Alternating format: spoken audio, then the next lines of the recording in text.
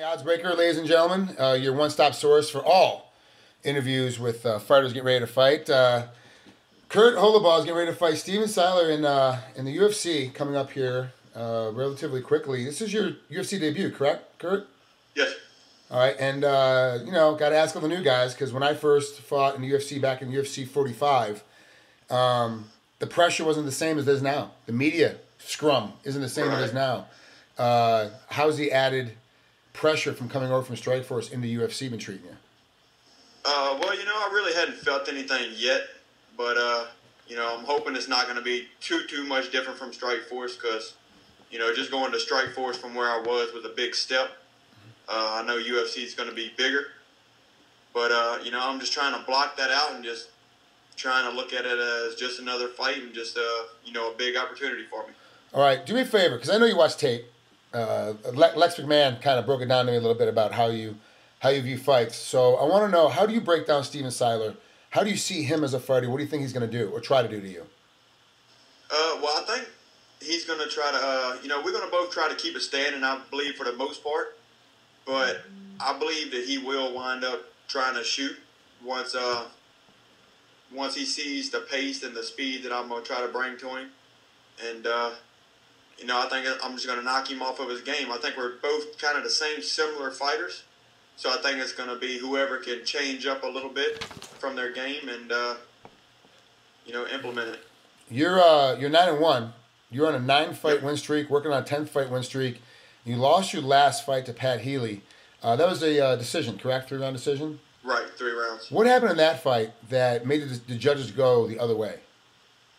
Well, I was too comfortable off my back, I am, naturally, I'm a jiu-jitsu guy that, likes to stand up. But, Pat Healy, he's a tough, strong, heavy guy, So, have him laying on you for, 2.5 rounds, 3 rounds, it's not an easy fight to win, especially if you're on your back the whole time. And, I think that's what lost me that fight, just too comfortable on my back. Just in my head, I really believed I can submit, get the submission by the end of the fight, and it didn't work out that way. Well, Pat Healy's getting ready to fight Jim Miller on the same card, so you're going to see Pat. How do you think Pat's going to do against Jim? Man, I'm hoping he does well. I mean, Jim Miller's a tough dude, man. That dude's definitely top lightweight in the world, and I'm a pull for Pat, because that's definitely going to make me look better if he wins. So, and it's going to make me feel better too. So, I'm a pull for Pat. There's always a silver lining to every loss. You hopefully that the guy you lose to ends up being the champ and ends up moving on to be the champ and makes you look so much better when he comes through. So, I completely understand that. Who's going to corner you for this fight? I got my professor and black belt, Rafael Ellwanger. He's a black belt under Carlos Gracie Jr. And I got my corner man and training partner, Scott Smith and Anthony Donzi, 2 purple belts in jiu-jitsu. Who are some of the guys that you train with? Well, I haven't really trained a lot with some of these guys, but, I'm going to start a lot more since the level that I'm on now is, we got Rich Clemente down here. Alan Belcher is only an hour and a half drive away. He offered me to come train with him for this fight, but I have trained with Rich a little bit, some of Rich's guys, and I did a little bit of sparring with Kyle Bradley down here also. He's still active, and as of right now, those are the guys that I'm looking to start training with. I hadn't trained as much as I would have liked to, because I didn't have all the time in the world, even though this wasn't a fight on 2 weeks. It still didn't give me a whole bunch of time to set up training camp, so I just kind of had to go with it. How much time did you have? With what I had. How much time did you get? How much time did you get?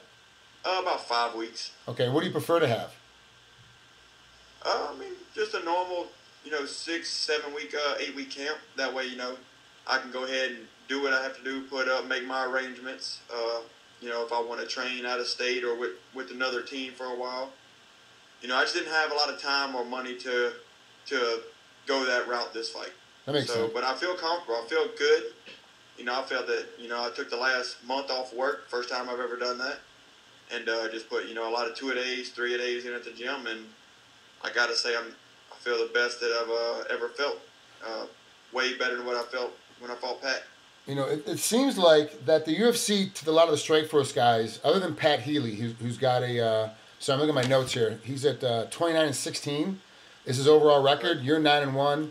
But it seems like everyone from Strikeforce fighting the UFC for the first time is battling against somebody with a really, really experienced record compared to their own. You've only got 10 total fights. Steven Siler has 31 total fights. Does it seem like the UFC is really trying to find where you belong, or do you think they're trying to make a bigger push on you a little bit too quick? Because that's a lot more experience. I mean, I know when you're in the UFC, experience really doesn't matter, but 10 fights to 30 fights, that's a lot more ring time. You know, it is, but you know, I have had, like, I listened to some of Steven Siler's interviews, and he said that when he started fighting, they didn't really have amateur fights. Well, I got, I got 8 amateur fights also to add with the 10 pro fights. So, but I don't really think that the UFC looks at it that way. You know, I just think that, you know, Steven Siler is a good matchup, and on paper, I think it's a great matchup. I think it's one of the fight of the night type matchups on paper. So, I don't really think the record's really getting away too much of it. Okay. Break us out. Let us know. I just want to know what, like, a normal day of training for you is when you, like, a normal Thursday. What do you do on a normal Thursday? Not this week, obviously, because everything's tapered off, but, you know, during training camp, what do you do? Well, a normal Thursday is one of my MMA days. You know, I wake up, especially when I'm not working, I get to do this, and it's, man, way better than working. Hold on. You know, you're still working full-time on top of training full-time? Yeah, I was. Hopefully not after this fight, but wow. What were you doing? What was your work? Alarm technician. I install fire alarms and cameras. Been doing alarms for 9 years, 10 years. Wow. So everyone at home thinks that, you know, when you're in the UFC and you're a professional fighter, it's all you do. They don't realize still to make ends meet, you still got to work a full-time job. Nobody really realizes that, you know, nobody really realizes that, you know, a lot of guys carry full-time jobs even when they're in the UFC for a while. So, you know, you really got, in order not to work full-time, you really got to be running a gym, making some money doing that, or, you know, doing something else. Okay, so let's get back into it. Thursday, you're not working. What do you do? You know, I'll wake up, start with my breakfast, hopefully get to the gym for a morning training session. After that, eat a little bit of lunch, go home and rest, and come back for MMA class that night, and then spend the rest of the time with my kids. Oh, how many kids you got? 3. Ages? 4, 2, and 4 months. Oh, wow, newborn. How's the sleep pattern? Yours, not not that theirs. bad. She's a real good baby. She's not that bad. Okay. Because a lot of guys, like Mac Danzig, when he first had Nova, it was difficult. Martin Kampman, when he had his first child, it was very difficult. Mike Powell's about to have one as well, and they're worrying about being in training camp and the baby being in the house. But you're amazed that once you become a parent, how easy it is to deal with crying babies in the background. When it's time to sleep, it's time to sleep. You'll figure it out. So. Yeah. What are you going to wake up at on Friday? It's weigh-in day. You just got out of bed. You go check your weight. What do you want to see on the scale? Oh, man. At least within 5 pounds, you know. Okay. I like to do an easy 5 pounds a day of weigh-ins.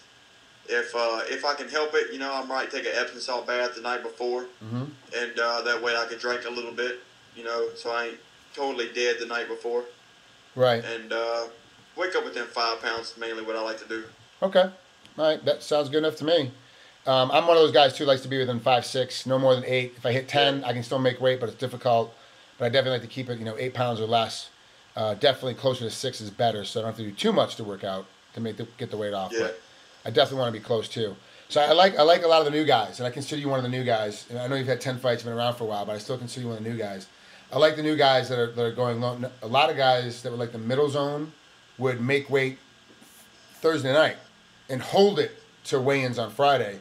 And I was that's too. I've done that too. Oh, that's too hard on the body. I don't know how you guys do that. But it's hard, man. Yeah, it's too much suffering. I try to. If we have to make weight at 4 o'clock, I know I'm gonna be on that scale about 420. I'm making weight at 4 o'clock, and I'm gonna get on that scale at 420, and at 4:30, I'm 10 pounds over. Like that's just bring it down, bring it up. So, well, Kurt, thanks for coming on here, and I appreciate Lex and Alchemist for getting you on here with me. I know it was a little bit difficult for me because of our schedules to get it worked out, but I really appreciate you taking some time to talk to me, especially on a Monday, the week before the fight. Like I know it's gonna be tough. And correct me if I'm wrong. You start the night off, right? You're the first fight of the night. Yeah. I'm going to start it off with a bang, man. That's a Facebook card. You get to watch Kurt Holobaugh versus Steven Seiler, it's gonna be a great fight to start off the card.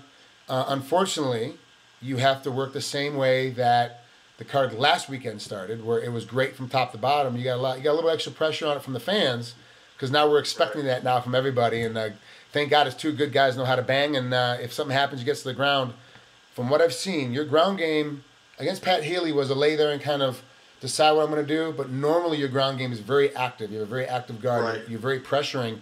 Hopefully we get to see more of that, so even if it goes to the ground, the fans at home that don't understand jiu-jitsu, which is the majority of us, actually get to see what it's really like to be in an MMA fight with a guy that knows.